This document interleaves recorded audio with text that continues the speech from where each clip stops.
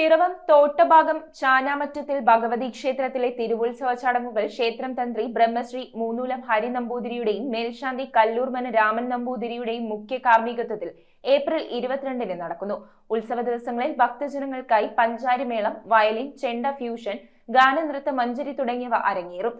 5 നാൾ നീളുന്ന മഹോത്സവം ബ്രഹ്മശ്രീ ആമേട വിഷ്ണു നമ്പൂതിരിയുടെ നേതൃത്വത്തിൽ നടക്കുന്ന സർപ്പബലിയോടുകൂടി സമാപിക്കും. പിറവം തോട്ടഭാഗം ചാഞ്ഞാമറ്റത്തിൽ ഭഗവതി ക്ഷേത്രത്തിലെ തിരുവുത്സവത്തിന് തുടക്കമായി. ക്ഷേത്രം തന്ത്രി ബ്രഹ്മശ്രീ മൂന്നൂലം ഹരി നമ്പൂതിരിയുടെയും മേൽശാന്തി കല്ലൂർമന രാമൻ നമ്പൂതിരിയുടെയും മുഖ്യ കാർമ്മികത്വത്തിലാണ് ഉത്സവ ചടങ്ങുകൾ നടക്കുന്നത്. ഉത്സവത്തിന്റെ 1-ാം ദിനമായ ഏപ്രിൽ 22-ന് ഗണപതി ഹോമം, ദീപാരാധന, ഭക്തിഗാനാർച്ചന എന്നിവ നടന്നു. വരും ദിവസങ്ങളിൽ ഭക്തജനങ്ങൾക്കായി പഞ്ചാരിമേളം, മഹാപ്രസാദ ഊട്ട്, ദേശതാലപ്പൊലി, ഭുവനേശ്വരി പൂജ, വയലിൻ, ചെണ്ട ഫ്യൂഷൻ, ഗാനനൃത്തമഞ്ജരി എന്നിവ നടക്കും.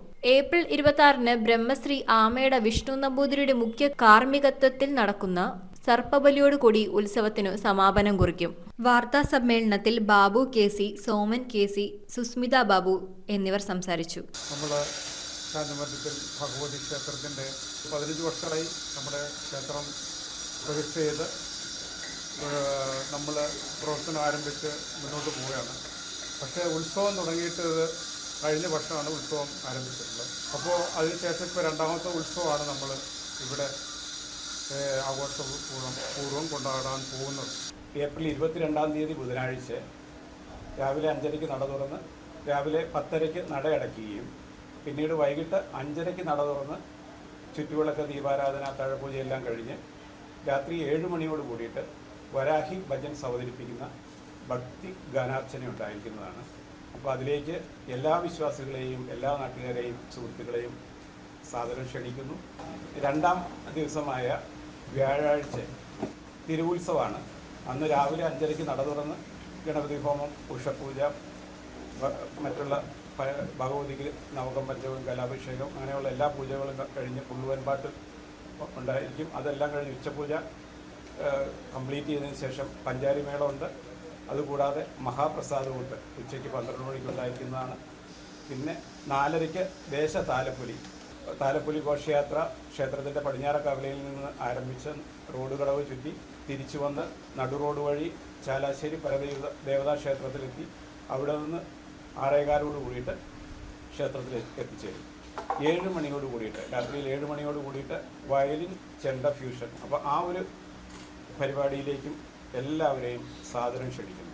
പിന്നെ 3-ാം ദിവസം രാവിലെ 5:30-ക്ക് നട തുറക്കും. രാത്രി 7 മണിയോട് കൂടിയിട്ട് ഗാന നൃത്ത മഞ്ജരി, പ്രമുഖരായിട്ടുള്ള ഒരുപാട് കലാകാരികളും പങ്കെടുക്കുന്നു. എല്ലാവരെയും ആ നടക്കുന്ന പരിപാടികളിലേക്കും സാദരം ക്ഷണിക്കുന്നു.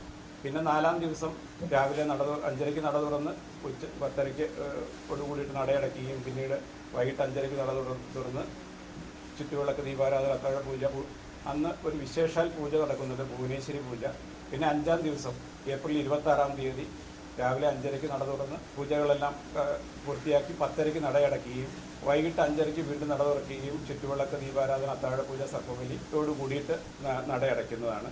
ഈ ഒരു തിരുവുത്സവത്തിനോടനുബന്ധിച്ചുള്ള ഈ ചടങ്ങുകളിലേക്ക് വേണ്ടിയിട്ട് ഇവിടെയുള്ള നമ്മുടെ ഈ ദേശത്തുള്ളതും അല്ലെങ്കിൽ നമ്മുടെ ഈ പിറവത്തിനോട് അടുത്തുള്ള എല്ലാ പ്രദേശങ്ങളിലുള്ള മാക്സിമം വിശ്വാസികളെ ഈ